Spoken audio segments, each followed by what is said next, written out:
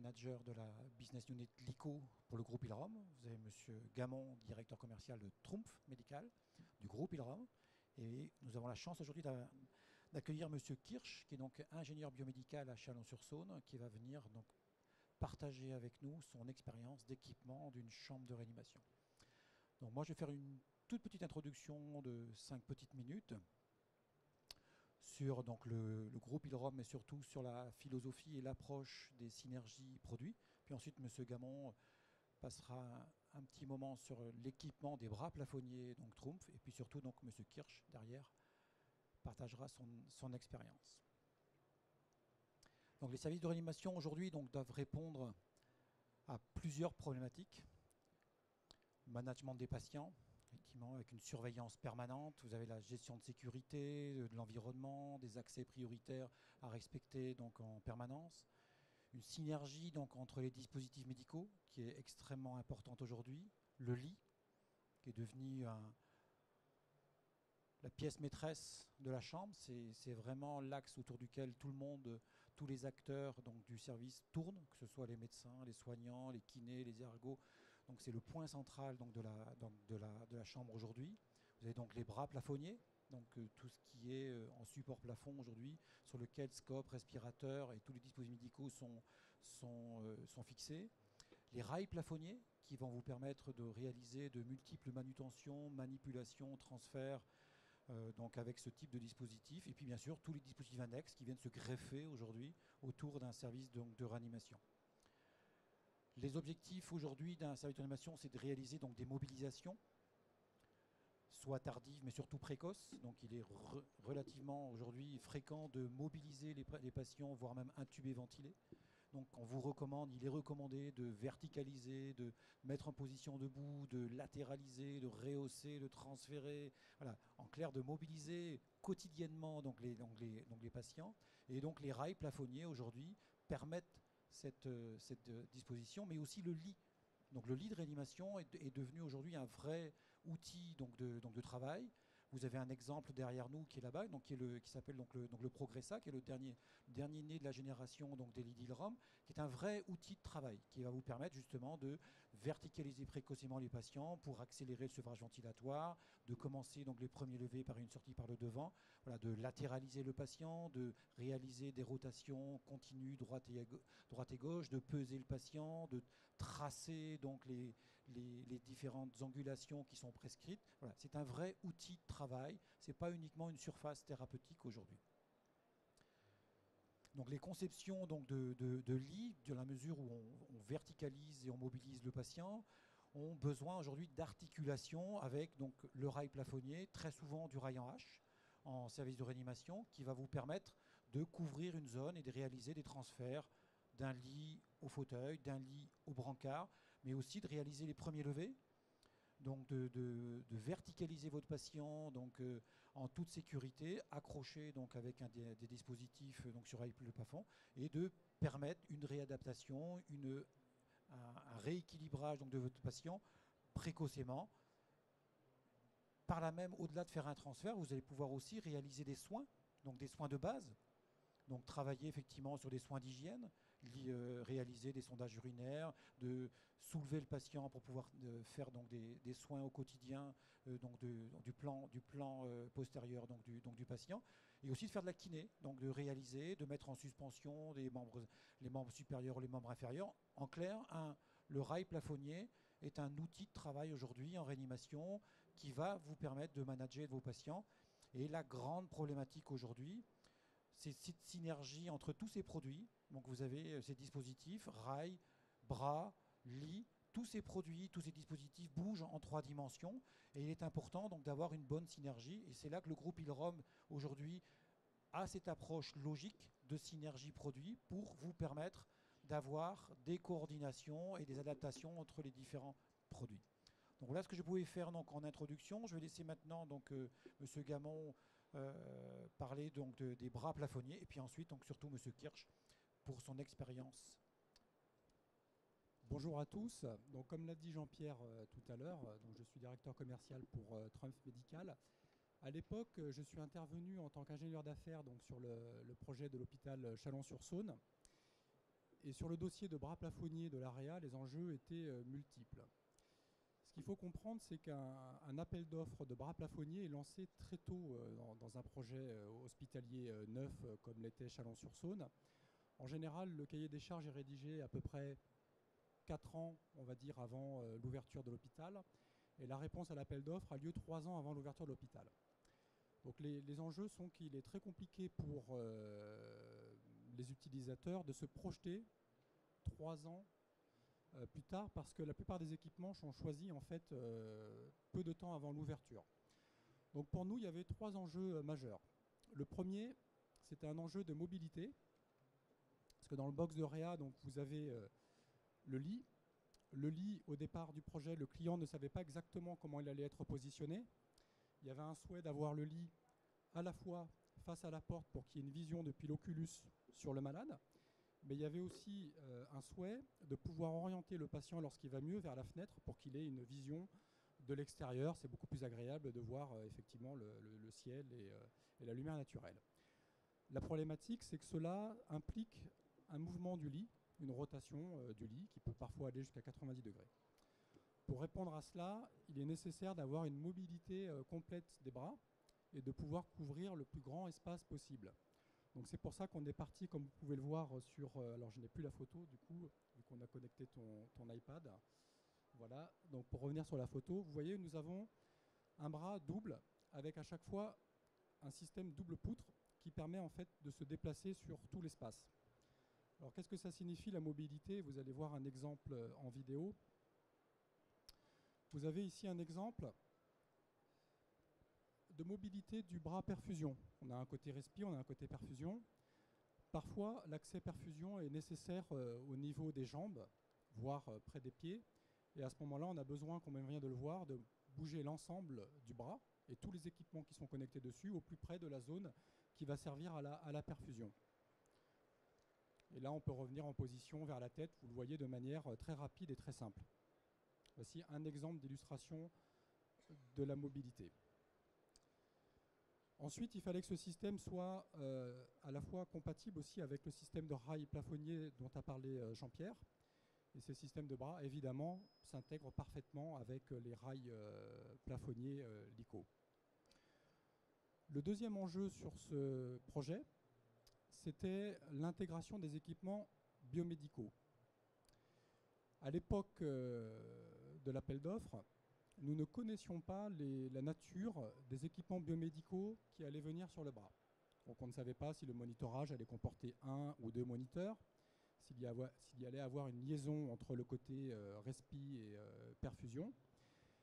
Pareil pour la perfusion, pareil pour le système de respirateur.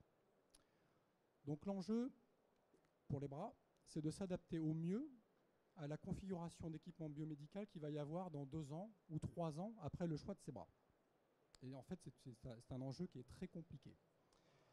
Alors c'est pour ça que Trumpf a réalisé un bras complètement modulaire qui permet de s'affranchir de cette problématique de configuration. C'est très compliqué de venir positionner une prise 3 ans avant, de définir exactement où va être le moniteur, c'est quasiment impossible. Donc les utilisateurs définissent une configuration et vont ensuite devoir s'accommoder avec cette préparation et faire au mieux en fonction de l'équipement qui va être choisi.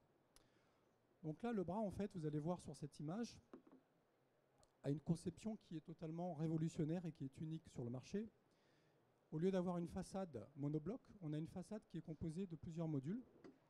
Et tous ces modules sont amovibles et interchangeables à tout moment.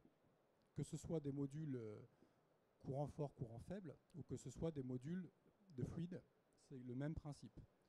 On peut venir démonter une petite façade et la mettre à un autre endroit, sur une autre face, avant, arrière, gauche ou droite, et à l'emplacement que l'on souhaite également en hauteur. L'intérêt de ce système, c'est tout simplement, si on veut par exemple avoir un moniteur à un endroit où il n'y a pas de prise de courant, pour éviter d'avoir des câbles qui viennent le long, eh bien on va pouvoir bouger les prises de courant. Pareil pour les prises de fluide, en fonction de la position finale du respirateur. Est-ce qu'il va être mis sur une étagère ou est-ce qu'il va être mis à l'arrière du lit? Eh bien là, on va pouvoir adapter les prises de fluide à l'endroit qui est le plus judicieux. Donc vous avez ici un exemple de respirateur embarqué sur le bras. Alors, on a l'avantage sur les bras Trumpf d'avoir un système qui combine à la fois l'avantage de l'embarquement sur étagère et également l'avantage de la mobilité. C'est souvent un choix qui est compliqué pour les opérateurs. Est-ce qu'on embarque le respirateur sur étagère ou est-ce qu'on le laisse sur chariot mobile? Aujourd'hui, nous proposons finalement une solution qui répond aux deux. On a un chariot mobile avec tous les avantages de la mobilité qu'offre ce type de chariot. Et si on veut le solidariser du bras et bénéficier d'une solution fixe sur étagère, le chariot est soulevé par le bras et on a un système complètement embarqué. Donc c'est absolument flexible et évolutif dans le temps. Ensuite, le troisième enjeu, c'était la partie, on va dire, éclairage technique du box de réa, parce que c'est toujours très compliqué d'éclairer un box de réa. En général, l'éclairage est prévu dans le lot électricité, et on se retrouve très souvent avec des néons et un bouton unique pour la pièce, et avec un peu de chance, un variateur de lumière, mais ce n'est pas toujours le cas. Donc on a réfléchi à une solution intégrée sur le bras, qui permettent à la fois de répondre à deux problématiques. Une problématique qui est donc l'éclairage technique pour les patients, par exemple pour l'équipe technique infirmier. Vous voulez rentrer dans un bloc de réa, par exemple, un box de réa le soir, venir vérifier des paramètres sur le moniteur ou autre. C'est quand même dommage d'allumer tous les néons du box de réa. Donc là, on a un système d'éclairage en fait par zone, qui se pilote via un écran tactile et qui vous permet d'éclairer que la zone utile. Donc par exemple, en pleine nuit, je veux rentrer dans le box de réa pour vérifier les paramètres, je n'allume qu'un éclairage indirect sol. Ça me permet de circuler dans le box de réa, de vérifier qu'il n'y a rien au sol en termes d'obstacles et de vérifier les composantes ou autres sans perturber le patient.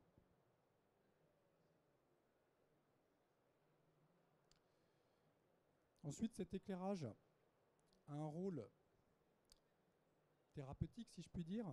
Il permet dans les box de réa où il n'y a pas de fenêtre de recréer le cycle circadien, donc de simuler le lever du soleil, la journée et le coucher également de soleil pour que le patient retrouve quand même un équilibre par rapport au cycle jour-nuit. Ensuite, ça permet de créer une ambiance dans le box de réanimation. Un box de réanimation pour les familles, c'est un environnement qui est stressant. Et quand on peut rendre cet environnement-là plus agréable, c'est mieux pour les familles également. Donc on a aussi tout un système de couleurs, comme vous pouvez le voir là, qui permet de rendre cet univers moins traumatisant. Et enfin, vous avez vu qu'il y a une voile sur la partie centrale. Cette voile a un but, c'est de diffuser à la fois la lumière, mais aussi de projeter des images. Donc là, vous avez un exemple avec une projection d'images qui est un diaporama de photos de famille, qui permettent sur un patient qui est en phase d'éveil de le sensibiliser aux images qui lui sont proches et familières. Voilà la réalisation et le travail de Trumpf Medical sur ce projet au niveau des bras. Et je vais donc passer la parole à Stéphane. Merci. Bonjour à tous. Donc l'idée de notre rencontre aujourd'hui, c'est de vous expliquer globalement comment on a pu travailler à l'hôpital de Chalon-sur-Saône pour réfléchir ensemble à finalement ce qu'on pouvait imaginer comme chambre de réanimation idéale. Le but, c'est pas de vous dire la chambre de réanimation type Chalon-sur-Saône, c'est la chambre idéale. C'est juste vous dire comment, en fait, quelle démarche on a voulu dérouler en fait pour aller vers ce qui nous semblait le plus pertinent. Voilà. Donc avant de commencer, je voulais quand même vous situer un petit peu Chalon-sur-Saône. Je pense que c'est important de se connaître avant tout. Pour ceux qui ne connaissent pas nécessairement, voilà, donc ça s'affiche à votre écran.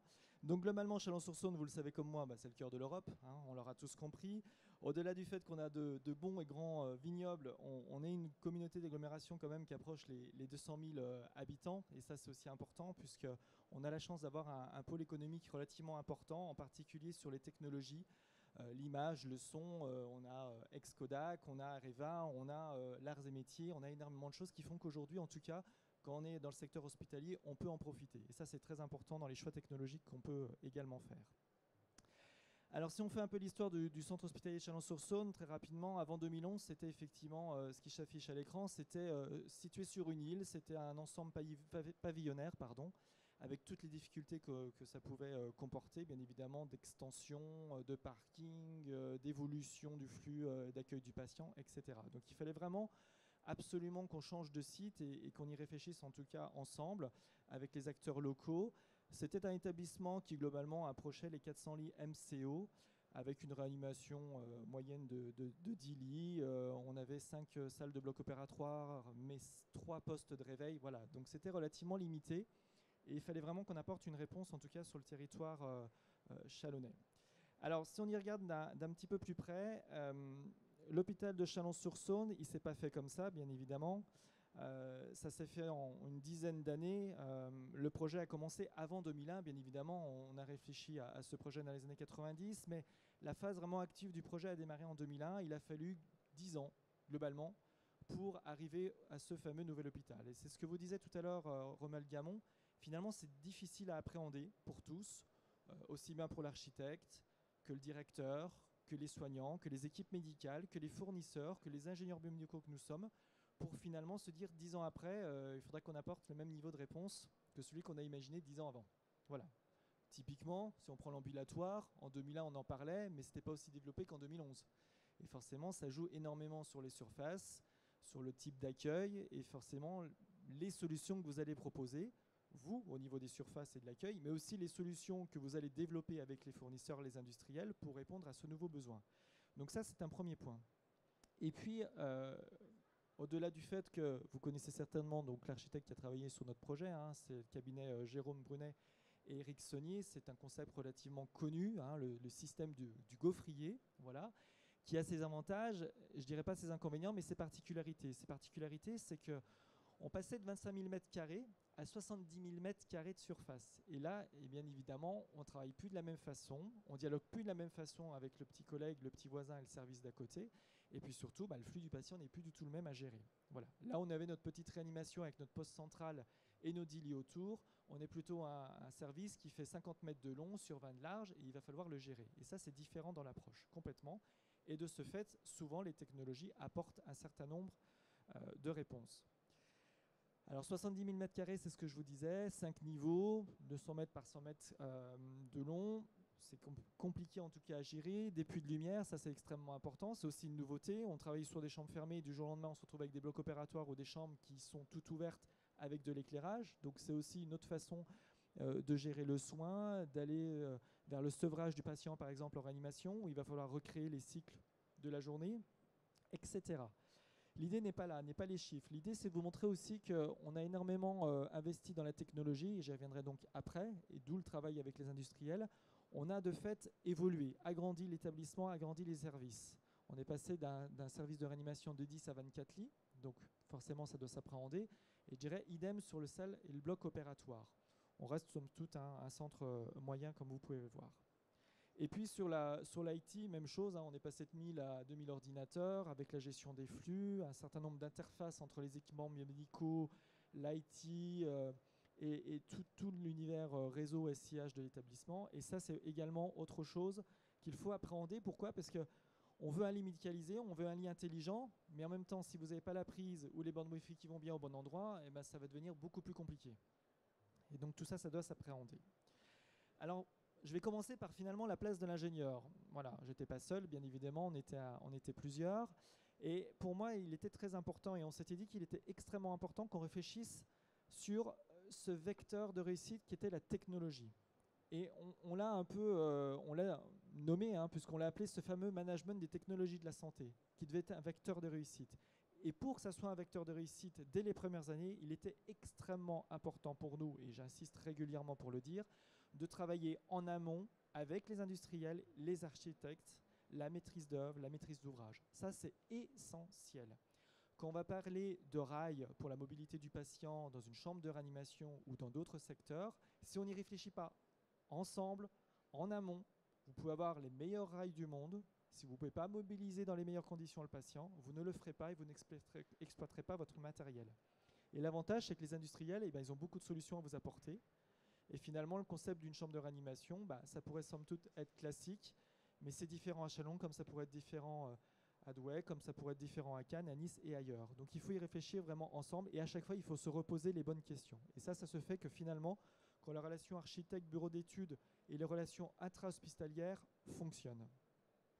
Alors quelques éléments qui nous ont permis effectivement de travailler ensemble, hein. On s'est appuyé sur un certain nombre d'outils, ça semble évident, l'expertise technique des uns des autres, approprier la culture de projet à un certain nombre d'acteurs intra-hospitaliers, hein. On parle souvent de gestion de projet, mais finalement qu'est-ce qu'on entend par gestion de projet, qu'est-ce qu'on entend par chef de projet, et ça c'était quelque chose d'extrêmement important, de mobiliser les gens autour d'un acteur chef projet, et là la culture elle n'est pas souvent ancrée. Des outils innovants, hein. Tout à l'heure Rommel expliquait que l'ancrage d'un certain nombre d'équipements, ça se fait quasiment avant même que le bâtiment soit construit. Il faut qu'on réfléchisse à un certain nombre d'éléments alors qu'on ne connaît pas l'environnement définitif. Et il va falloir simuler, il va falloir faire des réalisations 3D, il va falloir travailler sur un certain nombre d'outils qui vont permettre aux uns et aux autres de se projeter. Et l'accompagnement, une fois de plus, est extrêmement important sur cette partie-là. En tout cas, c'est un moyen d'affaire approprié les futurs lieux, l'espace de travail à venir des soignants. La culture du soin, à l'inverse, nous, on avait besoin aussi de sentir, de s'approprier aussi cette culture de soin. On est des techniques, donc on est de temps en temps, on se fait de temps en temps plaisir avec les technologies, mais il faut qu'on s'assure aussi que ça apporte une réelle réponse, en tout cas, aux soignants. Ça, c'est très important. Il fallait aussi considérer les soignants comme des clients. Voilà, on était des prestataires de services, au même titre que toute société. Et on a travaillé dans cet état d'esprit-là. Et ça, c'est extrêmement important. Apporter une réponse. Ça, c'était extrêmement important. Le réseau biomédical, des ingénieurs d'une manière générale, on ne travaille pas seul, on travaille ensemble, on travaille de concert avec nos collègues, c'est une évidence. Et puis, on avait fait un choix aussi stratégique de rapprocher l'informatique du biomédical et d'être sous une même direction. Et ça, je ne vous cache pas que ça a quand même pas mal facilité les choses, puisque quand on veut connecter n'importe quel équipement, si on part du lit, si on parle des équipements autres, que peuvent être la ventilation, le monitoring, qu'on retrouve plus classiquement aussi dans le biomédical. Bien évidemment, quand on dialogue plus facilement avec l'IT, c'est globalement 50% de réussite. Et puis les industriels, que j'ai mis entre parenthèses, c'est volontaire, on a plutôt parlé de partenaires, nous, pendant ces 10 années où on a travaillé avec les industriels. Bien évidemment, tout le monde est là pour faire son travail et vendre du matériel et vous proposer les meilleures solutions, mais je pense que c'est très important aussi de se considérer comme partenaire au-delà d'un rapport client et d'un rapport uniquement commercial. Et ça fait partie des éléments de réussite dans tous les cas. Alors, ce qu'on avait très clairement, et un des éléments de réussite qui a été très clair, c'est qu'on avait gravé dans le marbre quelque chose pour nous qui était relativement clair, c'était de prendre soin du soignant pour qu'il puisse prendre soin du patient. Et ça, c'était extrêmement important. Et je pense que vous entendez largement la démarche. C'est de se dire, le soignant, on le met au cœur du process, et on va apporter une réponse qui finalement apporte vraiment des solutions, de l'ergonomie au niveau du poste de travail, et que finalement notre chambre de réanimation, elle fonctionne, elle tourne. Et qu'au quotidien, ce ne soit pas une contrainte. Parce que quand on fait un nouvel hôpital, on espère que ça soit mieux que le précédent, mais on sait aussi qu'on part pour 20, 30, 40, 50 ans. Donc il ne faut pas qu'on se trompe. Alors pour illustrer ça, ce n'est pas né uniquement à Chalon-sur-Saône, hein, il y a un certain nombre d'études qui depuis 2011 sont sorties et qui le montrent en tout cas, que c'est extrêmement important de prendre en considération les attentes et les besoins des soignants. Il y a une étude qui a été réalisée en 2013 autour des infirmiers anglais et américains où on les a réunis globalement et on a échangé sur leurs pratiques et sur leur niveau d'investissement au niveau des nouveaux projets d'architecture dans ces pays-là. Et clairement, il a été très clairement prouvé que l'implication des soignants rend finalement les soignants gestionnaires de projets, chefs de projet, mener à la réussite, en tout cas dans la réalisation d'un certain nombre d'élaborations de services, entre autres en réanimation et au bloc opératoire. Voilà. Parce qu'on ne s'improvise pas, tous autant que nous sommes, et les vrais professionnels, et ceux qui vont exploiter les surfaces et les environnements, c'est bien les soignants. Et une autre étude qui finalement est également plus tournée sur le résultat que peut avoir une mauvaise ergonomie d'espace de travail, c'est l'étude qui a été réalisée, qui a été présentée au congrès de l'anesthésie en 2013 en Californie, et clairement qui a montré que la mauvaise ergonomie d'un poste de travail, c'est-à-dire que globalement, à droite, à gauche, je ne m'y retrouve pas, le bras il est mal situé, mon patient est mal tourné, etc., parce que finalement l'architecture s'impose à moi, c'est clairement ajouter finalement à la fatigue, au stress qu'on peut avoir autour du patient, c'est clairement en fait un risque et une accumulation possible qui mène à l'incident.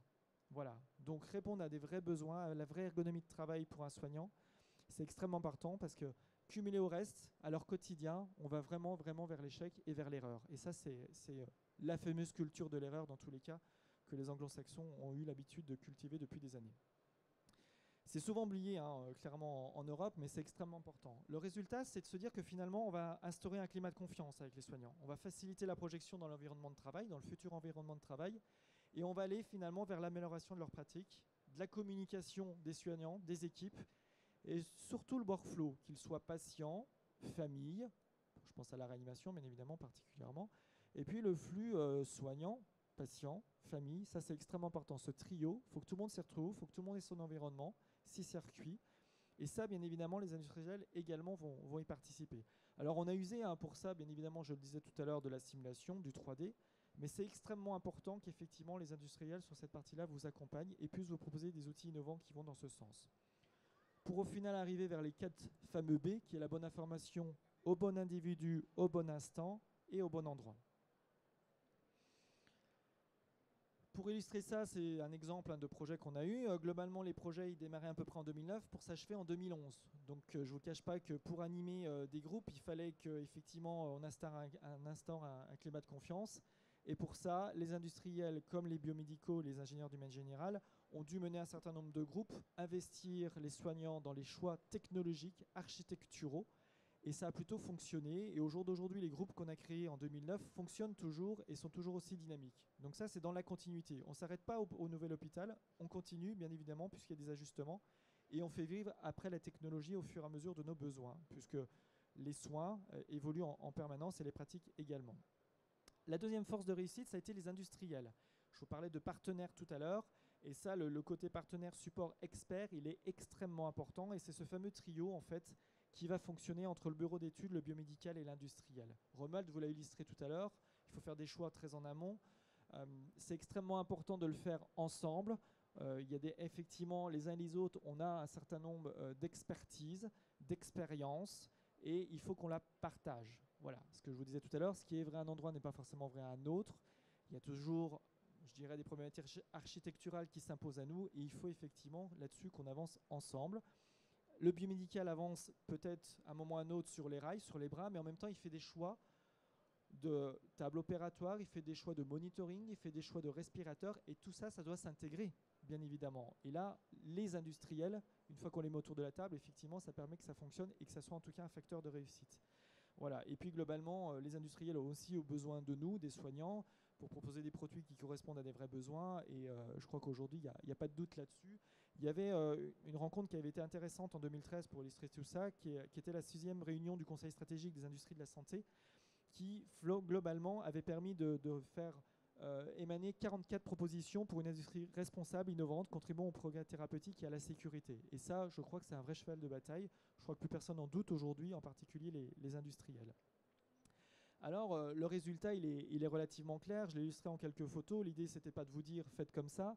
L'idée, c'était plutôt de se dire qu'en réanimation, très clairement, aujourd'hui, les choix stratégiques de projets que nous avons pu avoir, de construction de projets que nous avons pu avoir, où globalement, on a réuni aussi bien les bureaux d'études que les industriels, que les soignants et le biomédical, a permis en tout cas de créer un espace de travail des plus ergonomiques. Ça, c'est extrêmement important. Et du fait, comme c'est ergonomique, on crée de la sécurité, et de la sécurité pour le patient, après le soignant.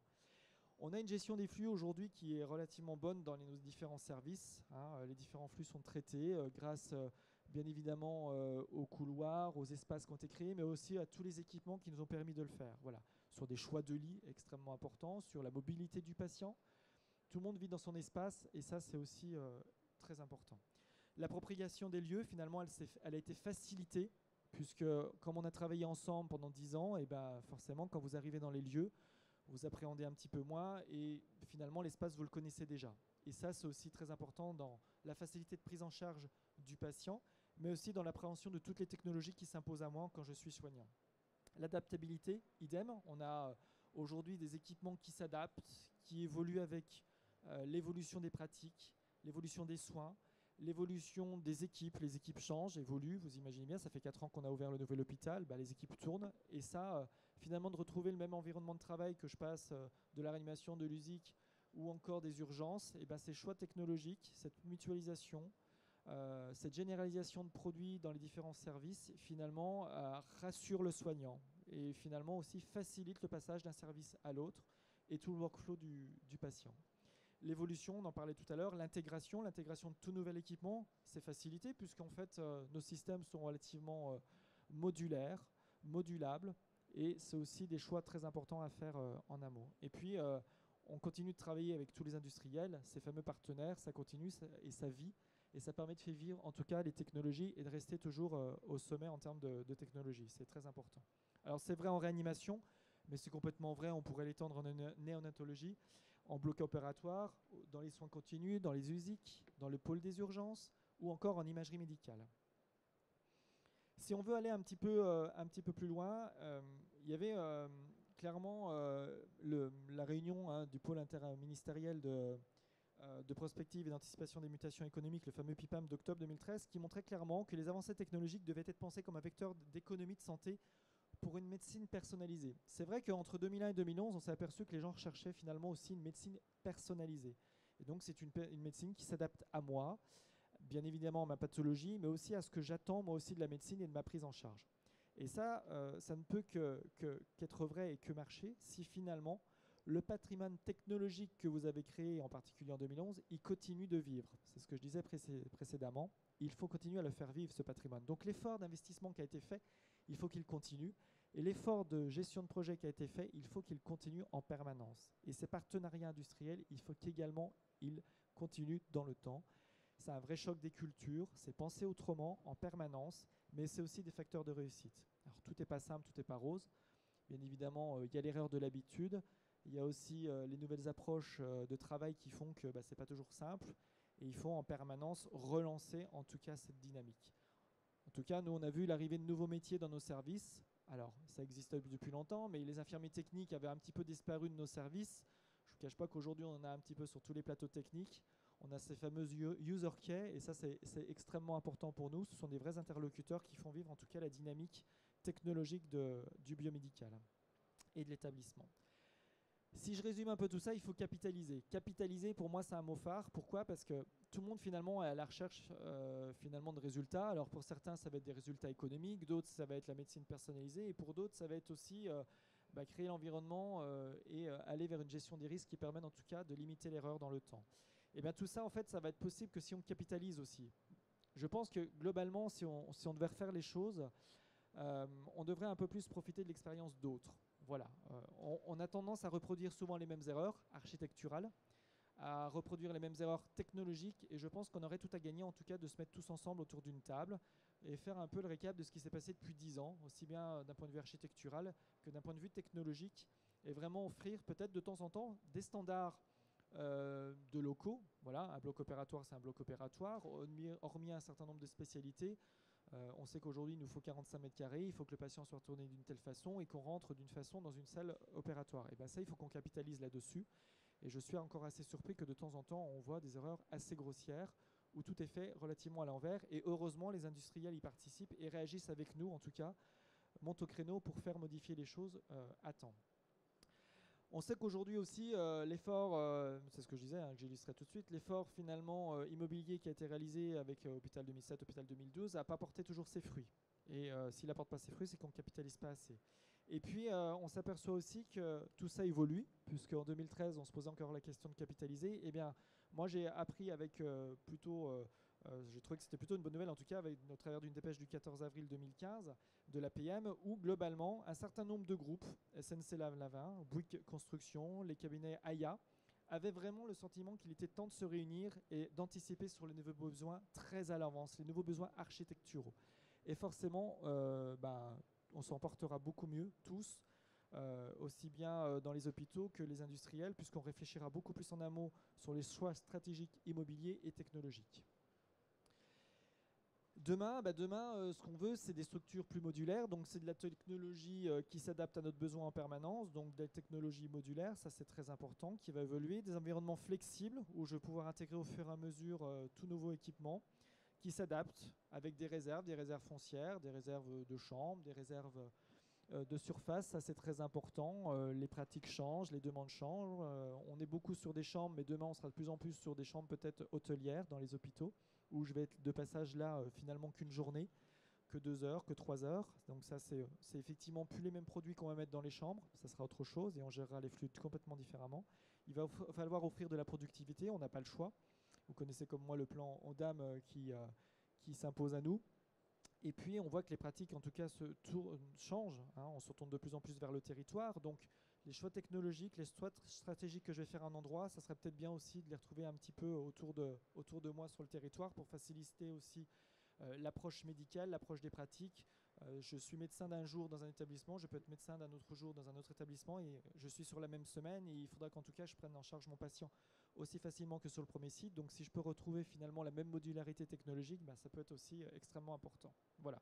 Alors pour illustrer ça, on voit bien que aujourd'hui, globalement, la majorité des patients dans des gros centres arrivent au bloc opératoire debout et repartent debout. Et effectivement, on ne va plus le traiter du tout de la même façon. Et j'irai peut-être plus sur des choix technologiques type lit classique, mais j'irai de plus en plus vers des choix de lits qui s'adaptent, qui sont aussi bien des fauteuils que des des fauteuils relaxants, que d'autres technologies qui vont se connecter où globalement je vais suivre mon patient connecté pendant une journée et puis pendant un séjour de 3 jours, 4 jours, voire une semaine ou 2 semaines. Voilà. Donc ça c'est aussi extrêmement important. Et il faut absolument qu'on s'adapte. La loi santé qui est actuellement discutée nous l'impose également. Il faut vraiment aller de plus en plus vers ce recentrage clair sur entre autres l'ambulatoire. Et donc les flux en seront tout autant différents. Voilà, donc le plan ONDAM, j'y reviendrai pas, j'en ai parlé, mais je pense qu'aujourd'hui, en tout cas, la grande réflexion qu'on doit tous avoir, c'est vraiment aller sur une réflexion critique sur nos grandes réalisations hospitalières de ces 10 dernières années, sur nos installations techniques, avec l'ensemble des acteurs que nous sommes tous, afin d'améliorer l'action, de contribuer à la réussite de nouveaux enjeux de la santé, de la sécurité des soignants et du patient au cœur du patient. Voilà. J'espère en tout cas que j'aurai illustré, comme vous le souhaitiez, l'approche chalonnaise. L'idée était effectivement pas de vous redire ce qu'avaient dit également mes partenaires locaux que sont Ilrom, en tout cas à Chalon-sur-Saône, pas vous représenter leurs produits, mais vous dire comment nous on avait profité de ces produits pour apporter une réponse finalement aux soignants et à l'hôpital de Chalon-sur-Saône. Voilà. Merci Monsieur Kirsch. Donc il nous reste 5 petites minutes si vous le souhaitez, si vous avez quelques petites questions.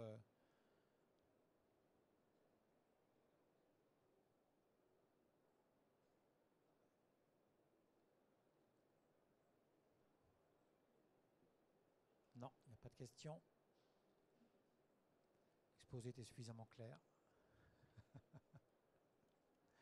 Merci beaucoup Monsieur Kirsch. Vraiment passionnant. Votre expérience. Comme 10 années quand même pour... c'est un long projet. Vraiment très très très long projet. Voilà, c'est pas... ça se traite pas sur le coin d'une table, quoi, effectivement. Du tout. Absolument pas.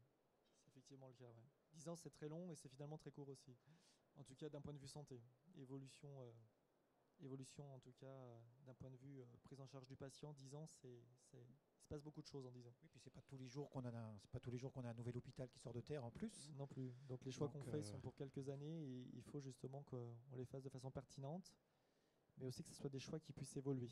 Et ça, c'est aussi important et c'est aussi ce que vous illustrez tout à l'heure avec des produits qui peuvent s'adapter en permanence aux besoins de la santé. Ça, c'est clair. Et on sent au travers de vos propos effectivement qu'il y a besoin de solutions qui évoluent dans le temps, qui s'adaptent en permanence et pas quelque chose qui est figé pour les 30 ou 40 prochaines années. Et l'évolution de la prise en charge des patients d'aujourd'hui et de demain. Ouais. Surtout, il va falloir dans cet environnement économique s'adapter en permanence, quoi. Voilà. Là où effectivement mon patient arrive couché, il arrive debout. Déjà, ça c'est extrêmement important. C'est une vraie nouveauté, ça. Voilà. De plus en plus, on le développe pour toute chirurgie. Là où effectivement j'avais peut-être de temps en temps un système biomédical qui monitorait le patient, aujourd'hui je peux en avoir 2, je peux en avoir 3. Donc il faut aussi pouvoir le déplacer avec ces ensembles de matériel. Ou en tout cas quand il est dans sa chambre, dans le lit, il faut qu'en tout cas cet ensemble puisse être facilement accessible aux soignants, qu'on soit dans une pertinence de disposition de matériel, qu'on ne se retrouve pas dans les syndromes qu'on illustrait à une époque spaghetti avec des câbles qui passent partout et qui empêchent finalement la bonne prise en charge du patient.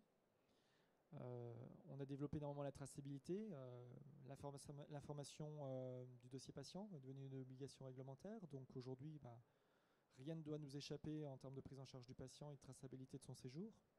Donc vive la connectivité, mais il faut bien le faire une fois de plus. Donc il faut des systèmes performants et il faut des systèmes qui s'interfacent aussi.